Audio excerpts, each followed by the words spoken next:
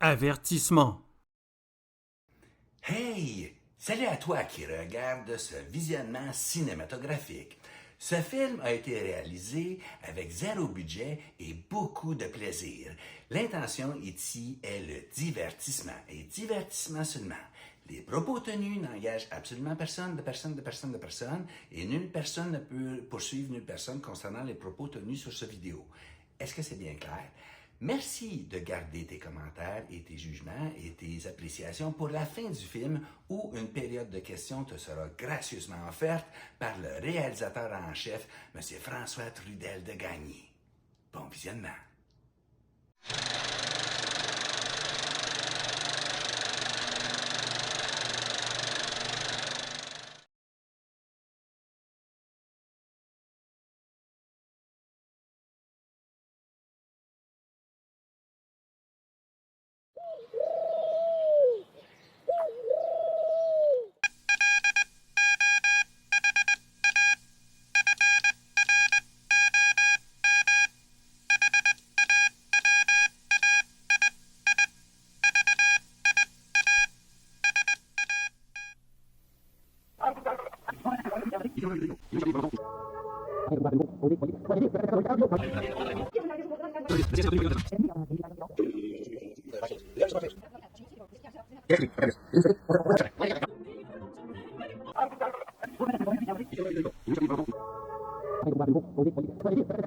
Mais des éléments qui ne peuvent pas être terrestres. Alors, on commence à avoir des doutes sur des gens comme Goyer ou à l'effet que les autres. Non, ça n'existe pas. Puis toi aussi. Qui a dit que ça n'existait pas? Il y a des astéroïdes qui tombent chaque année sur la planète. Là. Ça peut être des éléments amenés dans l'espace. Oui, mais les astéroïdes n'ont pas des grands yeux, puis ils n'ont pas... OK, parce qu'ils ont vu les grands yeux. Moi puis mon partenaire, là, on t'a jamais dit qu'on ne croyait pas à rien de ça. Exactement. Et voilà. Mais, tant qu'à Non, parce qu'à aborder dans le tant sang... qu'à n'atterrira pas un dans le cours chez vous, si ton crise de gazon en avant, je vais pousser pendant que le mien n'a pas poussé. Reste, je suis pas sûr que ça va être vrai. Jean-Claude, moi je vote pour toi. Yes, sir! Alors bonjour tout le monde et bienvenue à FOU des UFO, les fous des UFO, une émission distribuée gratuitement sur le câble où à chaque semaine, on démystifie pour vous les phénomènes de l'étrange et où on parle également des extraterrestres et où on va au fond des choses. Cette semaine, on a avec nous un invité très spécial, M. François Tourdel de Gagny. Bonsoir, M. Tourdel. Bonsoir, M. Desjardins. Alors, M. Tourdel de Gagny est spécialiste en analyse d'informations complexes et compliquées et confidentielles, les concons, comme on les appelle, et lui, aujourd'hui, va regarder avec nous un événement qui s'est déroulé le 24 décembre 2023 dans un party de Noël ici même au Québec. Soirée où une conversation de haut niveau intellectuel a eu lieu, où des affirmations ont été faites, où des contradictions ont été présentées, et aujourd'hui, on va aller au fond de l'histoire. Alors, on y va tout de suite avec un premier extrait. Alors, comme le disait si bien le fameux personnage pour enfants Robineau, avec son fameux chapeau là en cantaloupe, vas-y, t'es l'Esquimau, fais-nous tourner un petit bout de film. C'est pas la preuve. T'as-tu des photos? Ouais, tu l'as pris en Des fous? De fous, t'as pas des fous! Non! Pas parce que t'as pas de photos qu'il n'y a pas de fous! Et voilà. Bon! Un bémol. Non, la parole est à Julie! La parole est à Julie! La parole est à Julie!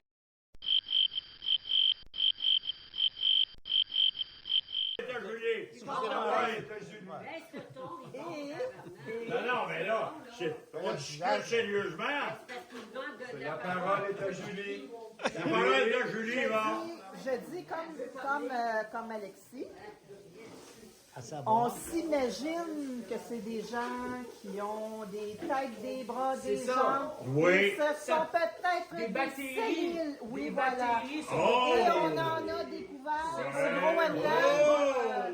Moi, j'ai vu Mais la là, semaine là, passée, par exemple. un cellulaire qui Bravo, se déplaçait. bravo, Julie! Alors, là, on va loin, là, voyons. Alors, nous sommes de retour en studio avec M. Durtel-Desgraissés. Et après avoir visionné ça, on se demande pourquoi cette référence parasitaire de M. Alain Goyer, et je le cite, c'est pas parce que tu n'as pas de photo que tu n'as pas de pouls. Et entre vous et moi, qu'est-ce que ça apporte au débat? Je dirais de la confusion. En voulant dénoncer le manque de preuves d'Yvon Dubuc, ce qu'Alain Goyer fait finalement en disant « t'as pas de photo, si t'as pas de photo, t'as pas de pouls », je pense qu'il dit, il vient finalement donner de la crédibilité à l'argumentaire qu'il veut dénoncer. Ça n'a aucun sens. Donc, déjà à ce stade-là du débat, je me demande si il maîtrise bien son sujet. Et ça, pour moi, en ouverture d'émission, c'est extrêmement malheureux.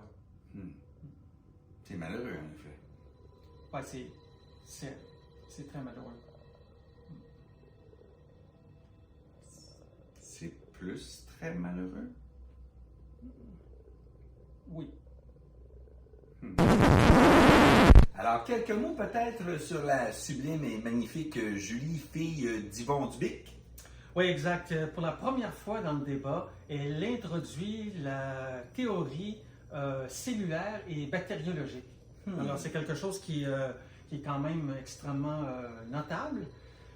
Seul hic, c'est qu'encore une fois, Alain Goyer vient un petit peu ridiculiser cette théorie en imitant un téléphone cellulaire, alors qu'il n'est pas question de téléphone cellulaire, il est question vraiment de vie cellulaire. Je me permets de me questionner sur sa place dans le débat. On se questionne tous. Alors, donnons-lui quand même le bénéfice du doute, nous n'en sommes qu'au début. Alors, un mot peut-être sur Julie qui, justement, lance un regard qui en dit long à son père. Écoutez, il ne lui cède tout simplement pas la parole. Alors, son regard qui le fusille est tout à fait éloquent.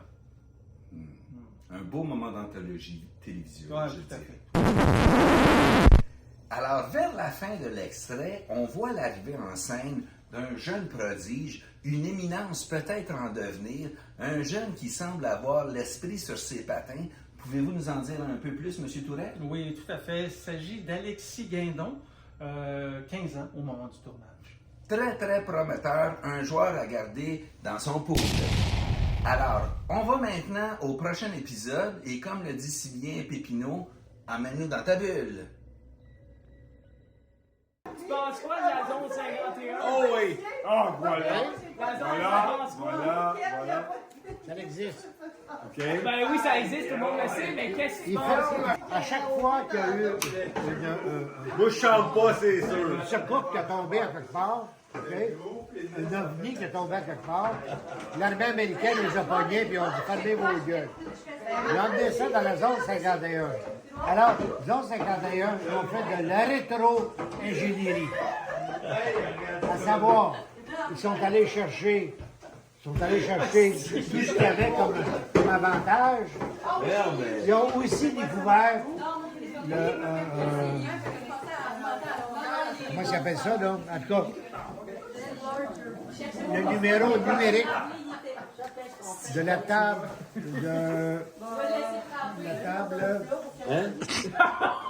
en chimie. La table. D'aller voir celui qui avait découvert Comme ça! le numéro atomique, OK? 155, OK? 155.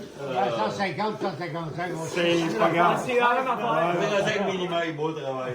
Mais lui, ce bonhomme-là a travaillé Oui. au 51. Beaucoup d'informations et d'éléments dans cette séquence-là. Peut-être un peu trop. Est-ce qu'on peut supposer, à juste titre, que l'alcool aidant, c'est à partir de ce moment-là que ça dérape? Écoutez, sans nécessairement aller jusque-là, je dirais que Yvon Dubuc, en affirmant que les soucoupes volantes sont un fait avéré, montre clairement un biais cognitif, ce qui est immensément malheureux. Très malheureux. Ouais, c'est assez très malheureux. Beaucoup, un peu plus que malheureux. Alors, pouvez-vous nous en dire un peu plus sur cet élément mystérieux dont parle M. Ovin-Dubic au niveau d'un élément qui aurait été ajouté au tableau périodique des éléments périodiques? Tout à fait, tout à fait. Il s'agit d'une hypothèse selon laquelle l'élément 115, ajouté au tableau périodique en 2016, qui s'appelle le moscovium. Le moscovium. Oui, donc que ce moscovium aurait des origines extraterrestres. Il n'y a aucune preuve à cet effet-là. Ce qu'on sait cependant, c'est que ça a été synthétisé pour la première fois dans un laboratoire russe et ajouté ensuite au tableau périodique. C'est tout ce qu'on sait. C'est déjà beaucoup. Alors, M. Tourette de Grandpré, à qui exactement réfère M. Yvon Dubuc quand il nous parle du gars? C'est qui ce gars? Il s'agit en fait d'un personnage du nom de Bob Lazar, un scientifique autoproclamé qui allègue avoir travaillé dans la zone 51, où il aurait assisté à des travaux de rétro-ingénierie menés sur des engins extraterrestres. Écoutez, ces affirmations sont contredites. Personne n'est parvenu à trouver quelques traces de diplôme au Caltech, le California Institute of Technology, ni même au MIT, le Massachusetts Institute of Technology. Donc, à première vue, cette personne n'a strictement aucune crédibilité, mais son propos fascine une bonne partie du public. C'est un hurluberlu. On passe maintenant à la troisième séquence vidéo intitulée éloquemment « Pas de preuves ». Vous n'écoutez pas les émissions. Oui, j'écoute. Je les écoute avec toi. Non. J'ai écouté avec toi les émissions. Oui, puis t'en as reconnu quoi? Je t'ai dit, moi, ce que Pépé, je pense. Il y a des extraterrestres. Il y en a. Mais jusqu'à preuve que je le vois devant moi, c'est comme Dieu, là. Tant que je ne l'ai pas devant moi, j'y croirais pas. OK! Ah, mais OK. Yvon, tu peux pas. Tu me fais penser à des gens que je connais très bien. Mais Yvon, C'est Tant- juste la logique. Tant que t'as pas vu, que t'as pas touché, tu crois pas. On a un bonhomme qui s'appelle en religion. Non, parce que Jésus-Christ est sorti du tombeau. ouais. Oui. Et un bonhomme, il a dit, je ne crée pas. Ils ont dit, si tu ne crées pas, touche les plaies.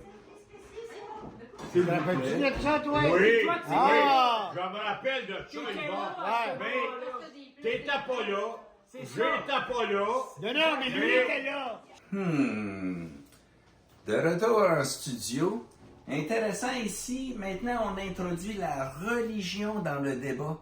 Alors à ce moment-ci, on se pose la question, en fait je me la pose, je le dis comme ça, est-ce qu'on pourrait interpréter ça comme une forme d'abdication de la part d'Yvon Dubuc? Et je ne nomme pas de nom, mais Yvon Dubuc. Est-ce que ça serait pour lui une façon d'abdiquer et devant ce qui est clairement un assaut contre son argumentaire, la question demeure, rétropédale-t-il? Pas tout à fait. En fait, ce qu'Yvon Dubuc tente de faire à ce moment-là, c'est de faire comprendre à ses interlocuteurs que, en s'appuyant sur des faits historiques, une vérité peut exister tant et aussi longtemps que son contraire n'aura pas été prouvé. C'est un objectif noble, oui, sauf qu'ici, il choisit, je dirais maladroitement, le religieux pour soutenir son argument. Le problème avec ça, c'est que la religion tient de la croyance et non pas des faits scientifiques avérés. En associant la religion et les croyances extraterrestres, ben, c'est un peu comme s'il donnait de la crédibilité à l'argumentaire de son interlocuteur de 15 ans. Comprenez-vous? Non. la Terre était plate déjà, Jean-Claude. Ouais. Si on a vu qu'elle était ronde. Ouais.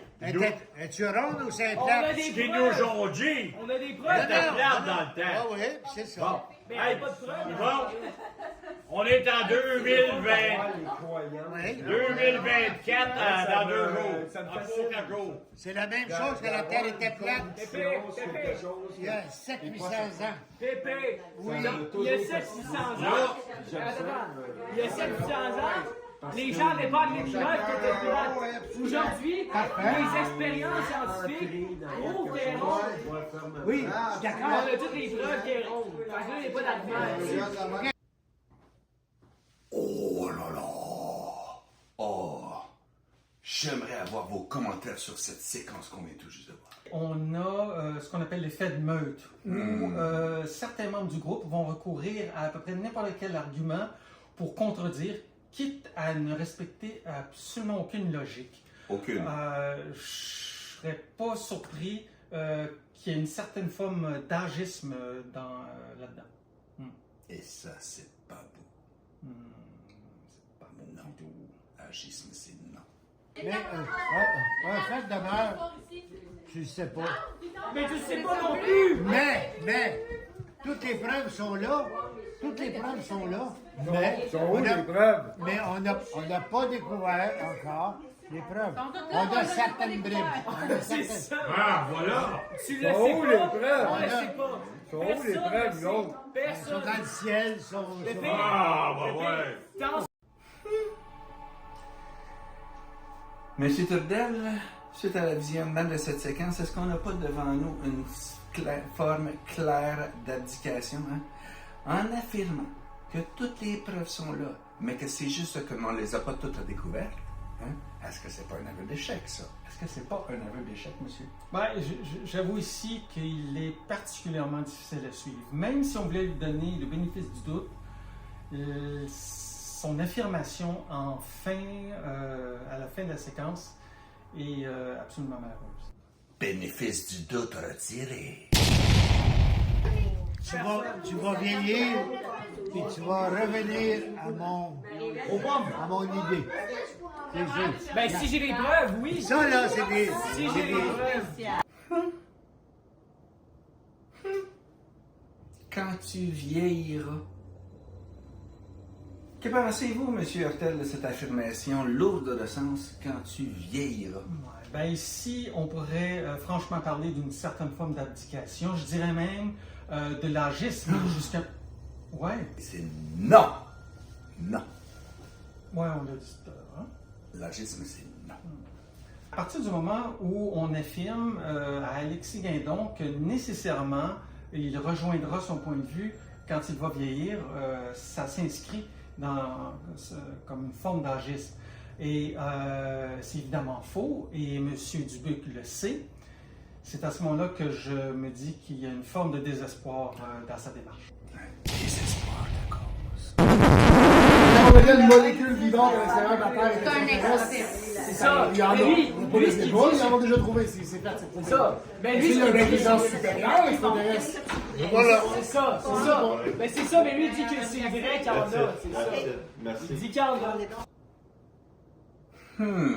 Quelle belle séquence on vient d'assister là. Entre en jeu Yann Casso, hein, qui reprend à son compte des arguments présentés un peu plus tôt dans le débat par Julie Dubuc sur la vie cellulaire. Est-ce qu'on vient pas d'assister là à un moment d'anthologie, un grand moment de grande solidarité? Je veux dire, Yann Casso, dans mon livre à moi, tout un joueur d'équipe. Ben, en fait, non, c'est une simple coïncidence. Yann Cazot n'était pas présent au début de la discussion. Il s'agit essentiellement vraiment d'une coïncidence.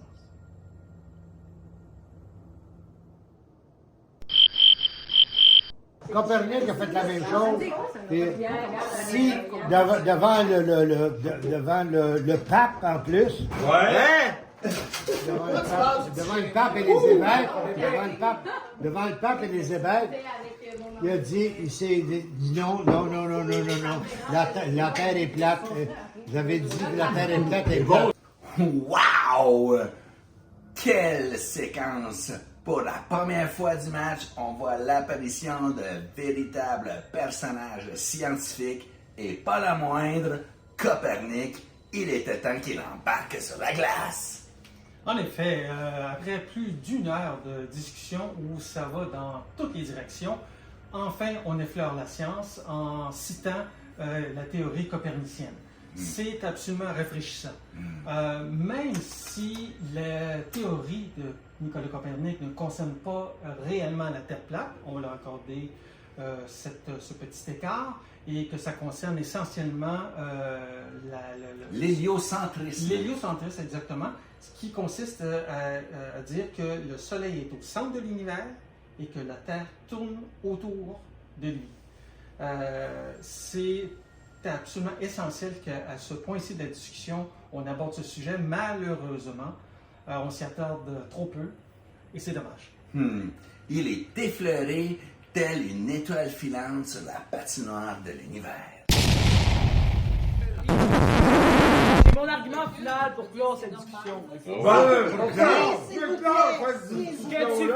que tu fais, toi, imaginons que la vie, c'est un chemin, tu peux tourner par là, il y a plein de tournants, ok? Oui. Là, c'est pas tracé encore. Puis là, on sait pas quel chemin est bon, quel chemin est mauvais. Là, je prends comme exemple les extraterrestres, c'est pas si t'as raison, c'est pas si t'as tort. Mais toi, pour te donner raison, tu te fies sur des exemples qu'on a déjà passés, des chemins qu'on a déjà traversés, qu'on sait que c'est bon. Et voilà! Et voilà! On peut pas savoir. On voit ici, monsieur professeur Hirondelle perturbé chez le jeune Alexis, une certaine lassitude. Hein? On voit qu'il veut avoir le dernier mot. Qu'en penserez-vous? Oui, mais le chemin pour s'y rendre, pour reprendre son expression, est très mal avisé. Il a clairement compris que certains participants lui étaient favorables, et à tort ou à raison, mais il en profite sans gêne. Alors, il utilise à son avantage la dynamique de la meute. Il est vraiment temps que ça arrête. Oui, c'est ça. Ça, c'est non. Non. Oui, mais non! Il n'y aura pas personne à des milliards de kilomètres ou des millions de kilomètres qui ne feront pas comme nous autres, qui s'en viennent ici, que nous autres, on n'ira pas ailleurs.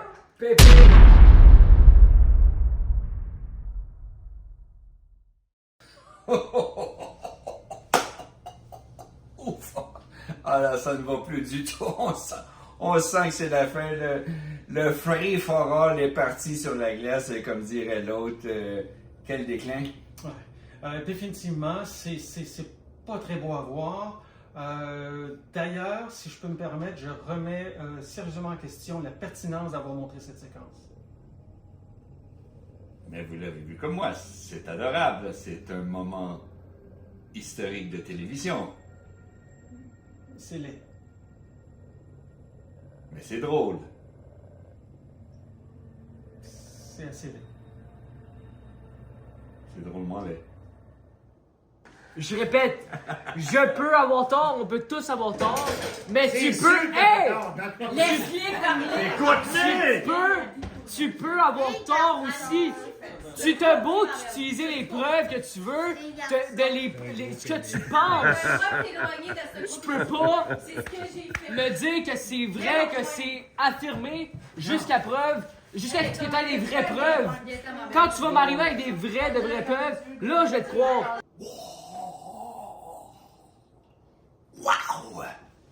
Cher Anchois, avec cette affirmation coup de poing que le jeune Alexis Guindon vient de nous livrer en direct de cette séquence, est-ce qu'il n'est pas, vous penserez comme moi, en train de se positionner comme un débatteur d'envergure, comme un débatteur à surveiller dans cette famille? Ben, il faudra encore un peu de temps pour en être certain, mais une chose est certaine, cependant, même si je répète certain, c'est pas grave. C'est certain que vous le répétez souvent. Exactement. Il se positionne véritablement comme une porte-à-faux contre les théories conspirationnistes. Il dresse la table véritablement pour les futurs débats. Alors, en ce sens, si on devait déclarer un vainqueur, je dirais qu'Alexis Guindon est clairement un vainqueur. Alexis Guindon, tu es notre vainqueur. Alors, voici qui conclut notre émission. Merci beaucoup d'avoir participé, professeur Ritournel de Filmé. Toujours un plaisir de vous avoir à l'émission. Et vous, soyez de retour avec nous la semaine prochaine pour d'autres aventures avec des extraterrestres.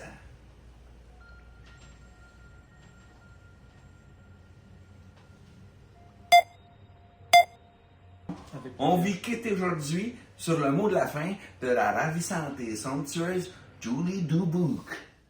Je suis très plate, mais excusez, là, pour changer de sujet ou... Ah, OK! Ouais, avec raison. T'as raison. Ouais, c'est l'heure d'échanger de cadeaux. Si on parlait...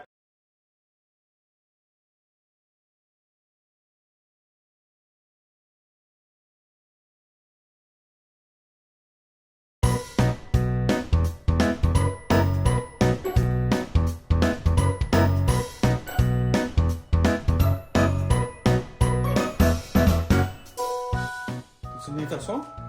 Ouais.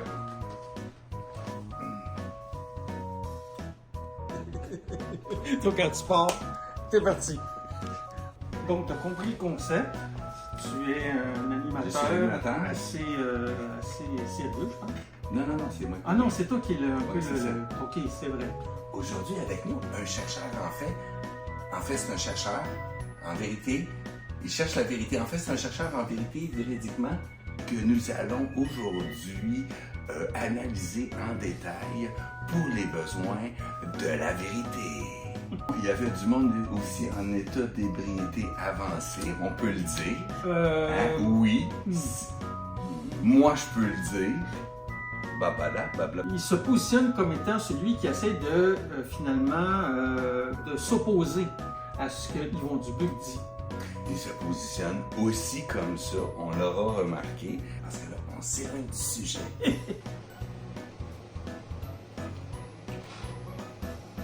Attention, dans 3, Excuse-moi, t'es-tu 2, à côté sur... je suis près de la ligne. Ok, Ouais. excuse. Alors, vers la fin de l'épisode... Non. Alors, vers la fin... un joueur à surveiller dans le prochain extrait, entre autres, qui parle de la fameuse zone 51. Le grand rétropédale. Rétropédale-t-il. C'est dur de le dire comme Normand Marino. De toute façon, Rétropédale-t-il. mais le problème avec ça, c'est que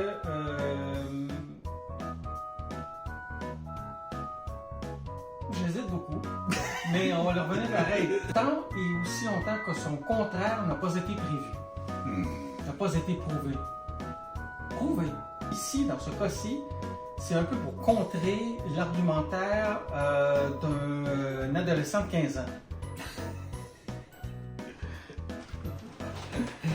Alright. Règlement, d'accord.